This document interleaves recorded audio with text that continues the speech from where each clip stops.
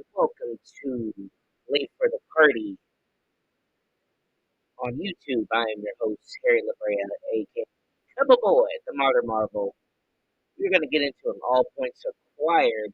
We'll talk about Elimination Chamber and all the good, cheerful stuff that's been going on with that, with the topic I'm going to talk about in a couple of minutes. But before we do that, please like, comment, share, subscribe to the podcast. You can check out all forms of social media. The link will be in the description once I upload. Set that backwards, but it's all right. Also, check out the cool Late for the Party merch on teespring.com. So tell a friend, tell a foe, let everybody know that this is Late for the Party and this is how we go. So let's get right to it. So, Elimination Chamber so far. This is probably one of the best PLEs that I've seen thus far since WrestleMania and probably a few other events that's been out, like Bad Blood, and probably one of the best elimination chambers probably ever since the elimination chamber started. Um, the women's elimination chamber was off the hook. It started out definitely. It started out the gates, and was not expecting the twists and turns that was going on. Jade Cargill makes her triumphant return, beating the living hell out of Naomi.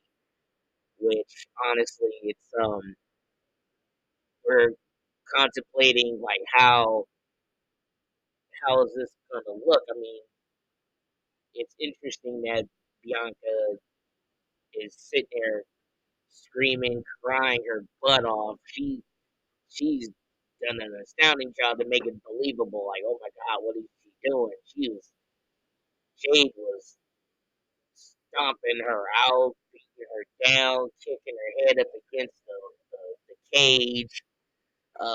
Man, slammed her, think her head or her neck or chest or something when she closed the gate on her. But the match continued on. Bianca, Naomi was out of the picture, so she couldn't continue because she was pretty much incapacitated. Um, of course, Liv was sitting here talking all kinds of shit, but it was good. I mean, I give it to Roxanne Perez too. She's really shown her stripes on. Eventually becoming one of the main rosters beyond the main roster. I believe she might go to SmackDown from how she's going right now. Maybe even on Raw. I mean, I wouldn't mind seeing her on Raw, but when you're looking at it and the ways of how things are going on, I think Roxanne Perez might continue on being maybe with this little rivalry feud thing going on with Bailey. Bailey got taken out by Liv, which is like, I'm sorry, Bailey's just she's I don't know. I mean, I love the girl, but she's trash. Ever since she got the belt, she's been losing, getting beat down. She's losing to girls on NXT. I mean, she crosses over to SmackDown. She crosses over from to Raw from SmackDown just to lose the night, like the night when she leaves, just to win, just to lose when she gets to Raw. I mean, come on now. It's yeah, Bailey. I don't know. They need to do something with her like fast because right now just this losing streak of just getting this beat down that she gets is just kind of like annoying, I guess. But I still love Bailey though. Alexa Bliss makes her return. Of course, she gets pinned by Liv. Now with this whole thing with Liv and Raquel being the tag champions, they can bounce back and forth from Raw to SmackDown. So we could possibly see some kind of rivalry going on with maybe I'm thinking with Alexa Bliss. And from what I'm saying, hearing that Alexa Bliss is supposed to be with, like maybe teaming up with the Wyatt Six, and maybe we could see Nikki Cross and her teaming up, feuding with Raquel and Raquel and I'm about to call Liz Alexa, but seeing them go up against Liv Morgan and Raquel Rodriguez, I could definitely see that going. Judgment Day feuding with the Wyatt Six when they start getting their stuff back in order. Maybe I don't know, probably not, but we'll see because that kind of gives it too much of an opening. That the fact that a lot of stuff is going down in wrestling, but it's lovely though. I mean, there's so many walking possibilities to where things are twisting and turning, but you don't know exactly where it's going. This is what long term booking is, ladies and gentlemen. So, back to women's elimination chamber, they were getting, like, Liv was getting beat down, got the hair whipped. Bianca, I mean, good Bianca won because I definitely did not want to see Liv winning it. I mean, Liv already got the tag belts and whatnot, so ultimately the goal was to get the belt off of Bianca and Naomi, so Bianca could start getting this run. But now she's going up against Rhea, so obviously going to tomorrow on Raw, Bianca. I mean, Bianca's going to be on the sidelines, probably watching who's going to win between Rhea and Io. So obviously it's going to be Rhea versus Bianca at WrestleMania. But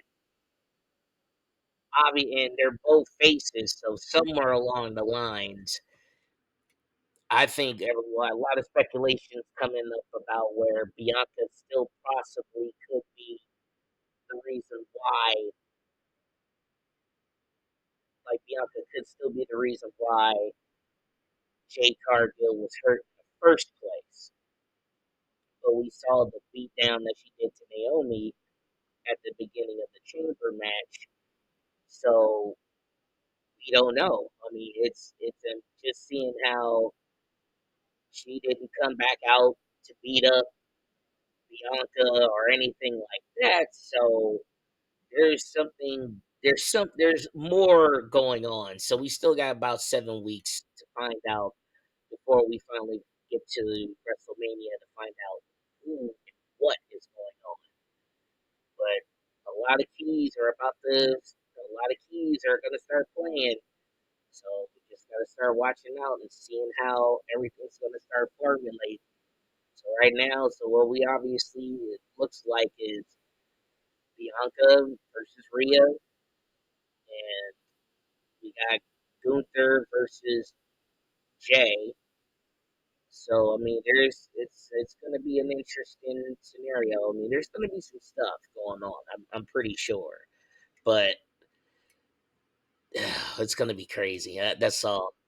So moving on to Trish and Tiffy and Trishy time versus Naya and Candice LeRae.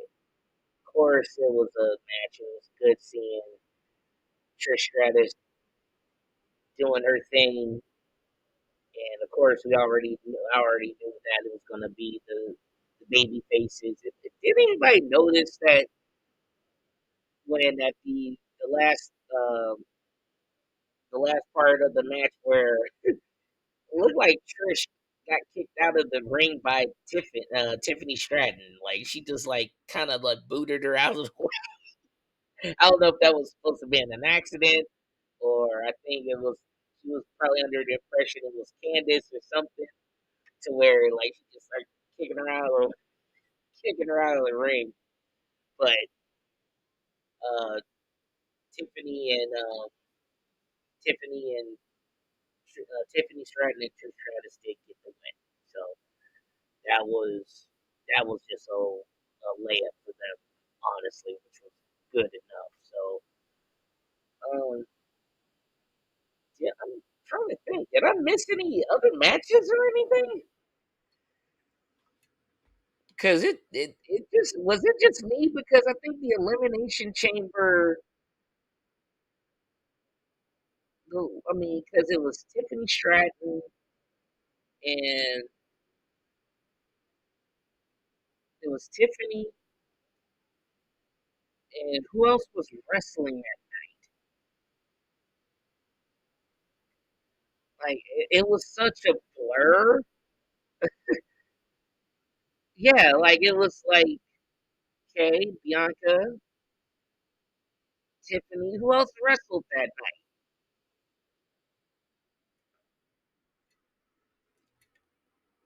I'm trying to think. Like, sorry for any dead air or anything like that, but trying to check. Oh, I'm sorry, the barbed wire match. Like okay, not barbed wire match. The unsanctioned match between Kevin Owens and Sam. Now, I was hoping. How did I forget that match? Like, well, maybe because how can it be an unsanctioned match and you're using like weapons, chairs, and then the barbed wire, the barbed wire steel chair? It was kind of a letdown because I mean, when you slam your head on something supposed to be sharp, and I guess there was a little bit of a slip where people were saying that the blade was not. There was a blade that came out of Kevin Owens' like pocket or something like that, or whatever the case, and that's why they couldn't get no color. But I mean, still, I mean, the match was great. The match was cool. Then we got the return of Randy Orton, which was great, and that kind of lasted for a little bit. I mean, was the match a little short? I believe for it to be a no holds barred unsanctioned match, it was a little bit without any color or anything, which is pretty much any blood. Without that, it kind of defeats the purpose. But just for it to be a good old fight like normal, like they didn't really go around like most of the areas where they did. They saw a couple chairs, I mean, got the chairs, got the tables, got a hockey stick in there, but I don't know the spot where they're using the chair was kind of like it was a letdown. But I mean, and for what is yet to come, I mean that's going to be the crazy part for I'm about to talk about next. But yeah, moving right along to the elimination chamber, men's elimination chamber, craziness. So we get who started the match. So basically, who basically started the match right now? Clearly forgot who started the match. Like Drew McIntyre started the match. Obviously, it was Seth Rollins and Drew McIntyre starting the men's elimination chamber.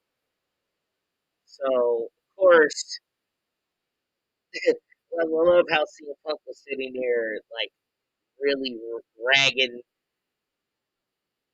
like just prompting Drew to literally beat down freaking Seth Rollins, which is crazy because it's like both of these guys literally hate that man. I'm surprised they didn't just try to crash into his his pod and start beating the snot rag out of him. But I digress from my point. I'm happy.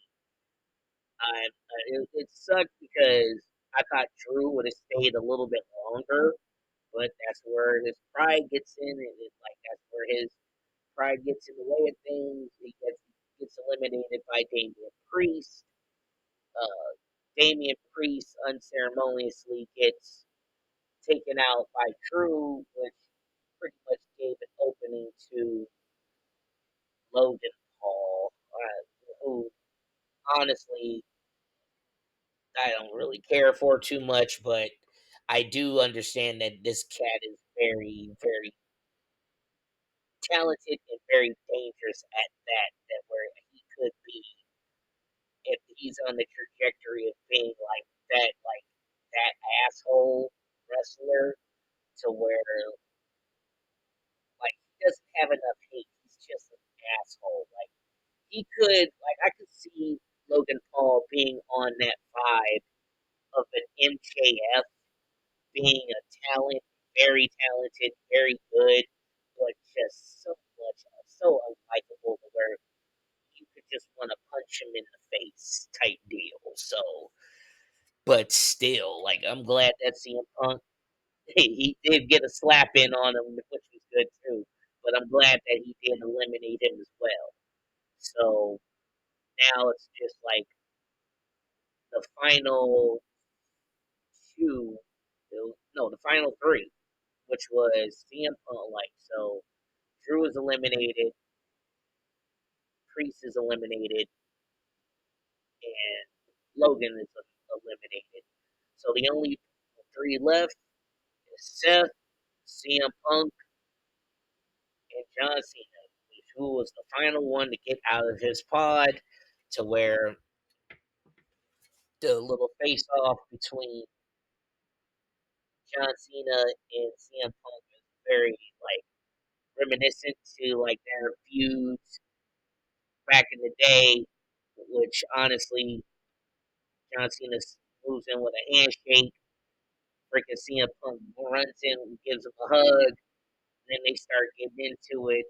Seth Rollins, obviously, with his hatred for CM Punk, honestly, cost him his. I mean, cost him getting eliminated. But then also with what CM Punk did, with what Seth Rollins did to CM Punk, got him eliminated.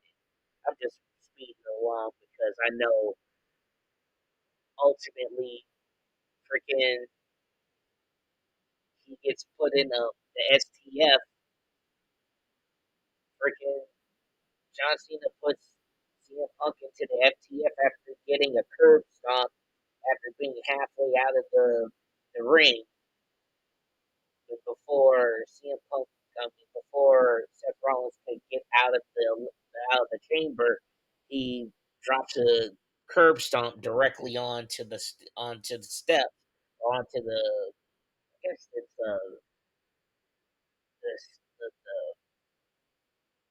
table, not a table, but it's like just the steel part of the ring, to where he just lands, like he just hits him with the stomp. So now we got John Cena. John Cena is the winner of the Elimination Chamber, and then they raise the chamber up. John Cena's still in the ring. Here comes Cody Rhodes. Then they talk. They're talking about pointing at the sign. Champion versus challenger. So it's going to be John Cena versus Cody Rhodes at WrestleMania. But here comes here comes the music of here comes The Rock and Travis Scott. So they come out. The Rock is talking about, oh, I want your soul. I want I want all. I can give you everything. Like he's talking like he's on some like are we getting like a shadow of like the shadows of like Hollywood dipping into like what the industry is looking like? Oh, I want your soul. I need you on this contract that's binding you and everything else. Like he's on some devil shit, which is it's good. Like honestly, this is like some great stuff that every time The Rock is showing up, and like even for the 2 months of like during WrestleMania last year, it was great, great, great.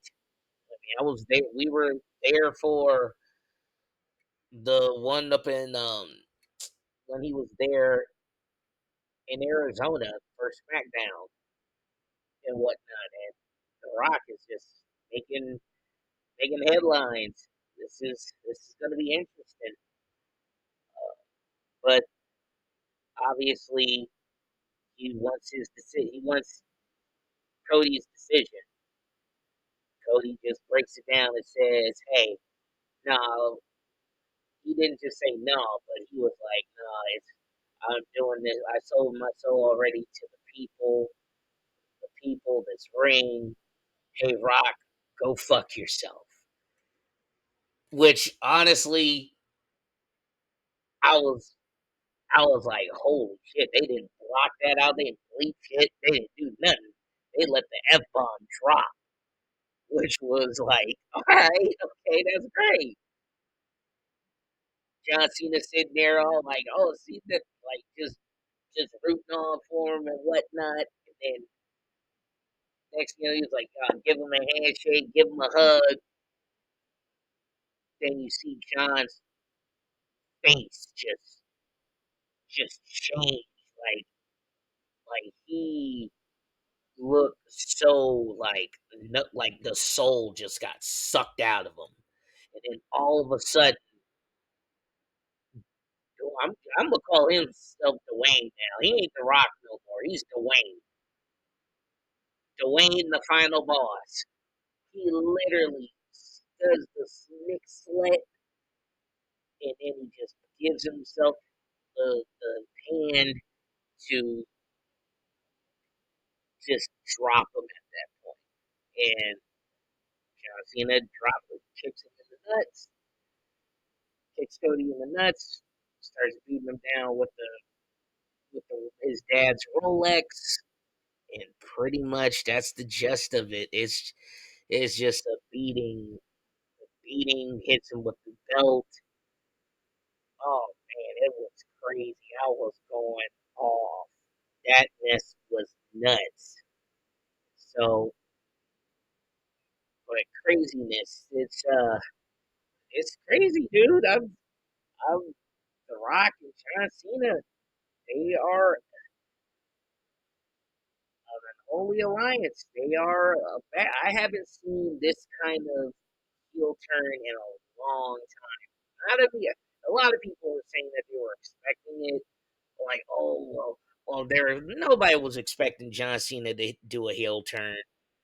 They always he always probably maybe wanted to do it, but we didn't expect him to do it this this far into his run being in wrestling.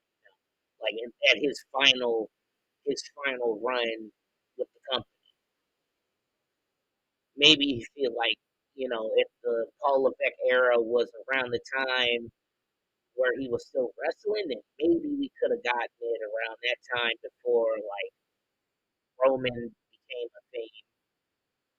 But no, this is what we got. This is how it's going right now. And right now I'm excited. 7 weeks. Like Cody, it's right now it's gonna be a trip.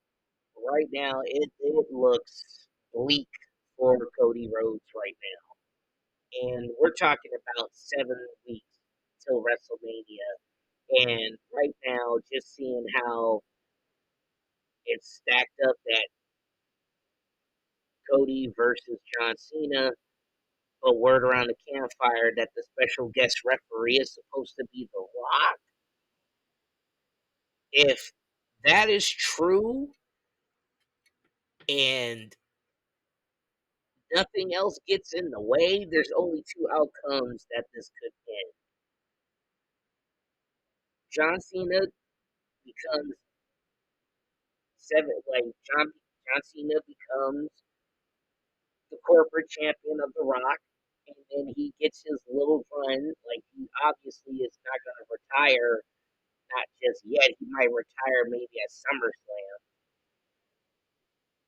and then the rematch between John Cena and John Cena and Cody at SummerSlam. I could see that, but somehow it could go either way between either Cody retains, he goes up against the odds, whatever that John Cena and freaking Dwayne can throw at him. I mean, there's a lot of possibilities that's supposed to go on at this point. So there's a lot of windows. Right now, you're looking at Cody is grossly outnumbered. Now that you got one of the biggest stars in sports entertainment and wrestling, but then also you have one another big star. I think just the stack, it's more stacked against him now than it was even back then. I think now is just, well, remember that promo where Seth was talking to Cody about you're not only facing Roman Reigns, you're facing the biggest star in the industry today. You're facing going against The Rock. But here's the problem with this. Not only that he's going up against somebody on equal terms with as The Rock, but you're going against somebody like John Cena who's on equal terms with with The Rock as well. You know what I'm saying? Oh, sorry, I said that backwards. So they're both on equal terms in the way of how they changed the trajectory of the industry of wrestling. And then they moved on, both of them moved on to being in Hollywood. That is a big deal. And Trip and call me crazy, but how do you stack that up? You got 7 weeks. John Cena needs to make some appearances somewhere along the line. You can't just go 7 weeks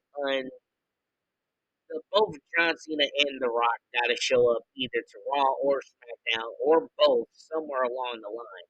Most likely SmackDown because that's where Cody is champion at. And we already had the results of who's supposed to be facing what. But at this point, what's going to happen? What is going to happen with this? Like, there's obviously some things going on. Right now, we have what, 3 matches so far set up for WrestleMania. So John Cena versus CM Punk. No, John Cena versus Cody. Sorry, just trying to get my head together here. John Cena versus Cody. Gunther versus Jay. Bianca versus Rhea. And Tiffany Stratton versus Charlotte Flair. So those are the four major title matches for night one and night two at WrestleMania. Now, whatever else that they put in the middle of that, that is going to be where it kind of like that's going to be the part where we're trying to figure out like, okay, what's going to happen at this point. So let's see. WrestleMania 41. Don't know. Don't know how it's gonna stack up. Right now, from what I think that could happen, the matches that's I mean, other than those four title matches, I mean, of course, maybe the tag could possibly be one of the matches on that too. Not really. I mean, the War Raiders and Judgment Day.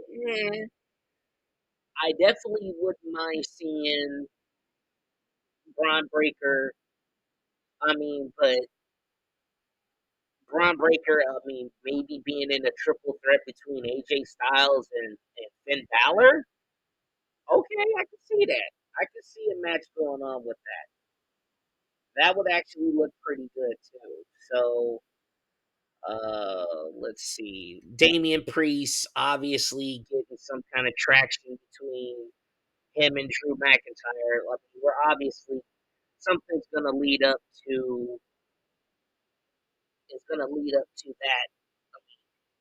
Him getting Claymore by he's gonna feel some kind of way about that. The receipt's gonna have to happen somewhere along that. So we got to watch SmackDown to see exactly what goes on with that.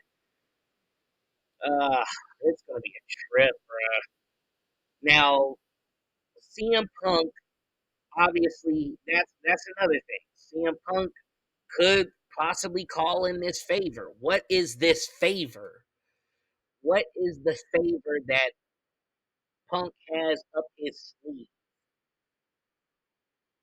Which is interesting because what happens next? There's too many possibilities to where this can open up. One, Rock definitely said that he was going to be a part of WrestleMania. But then, what about this whole thing with Roman? Like, has this ship sailed? I mean, at this point, you can't have a WrestleMania without Roman Reigns being involved. And with all the stuff that's about to happen, does he still hold on to this whole bloodline stuff? I mean, he has now the Lafala. What does this mean for Roman? Do we finally get the Roman versus Rock match that we could possibly have? I mean, I don't see why not. I mean, at this point, would probably be a good idea to probably set that up. I mean, you got John Cena versus Cody. I would put Roman versus The Rock. But then if The Rock's not going to get involved with this, does this mean Seth has sold his soul too? Did he sell his soul to The Rock as well? I mean, did he not help Cena win by curb stomping CM Punk? So does that mean we get John Cena? I mean, do we get Seth Rollins versus Roman, or do we get Seth Rollins versus CM Punk at WrestleMania? Somewhere along the line, something. I hope that's not going to be a triple threat. I don't think. I mean, that wouldn't be cool. But I think somewhere along the lines, CM Punk definitely deserves his main event, and to put himself into that situation to where this favor that he says that he has with Paul Heyman. So we'll see we'll see what happens with that. But I digress from my point, y'all. Like this is the speculations is up in the air, but we got to see how the wheels are turning with how the other matches are going to go for WrestleMania now. So, we got. So it looks like maybe Randy Orton is back into the mix. So it looks like Randy might take on Kevin Owens at WrestleMania, possibly. Since Sami Zayn is technically out of the picture for right now, so we'll see what happens. But I digress from my point. I'm going to get off the hook. So this is All Points Acquired on Late for the Party, you guys. So please like, comment, share, subscribe to the podcast. Check me out on all forms of social media. The link will be in the description once I upload everything to my social media. Also, check out the cool Late for the Party merch on teespring.com, you guys. And as always, I am your host, Harry Labrea, aka Cover Boy, the modern marvel, signing off. And as always, you're on time. You're always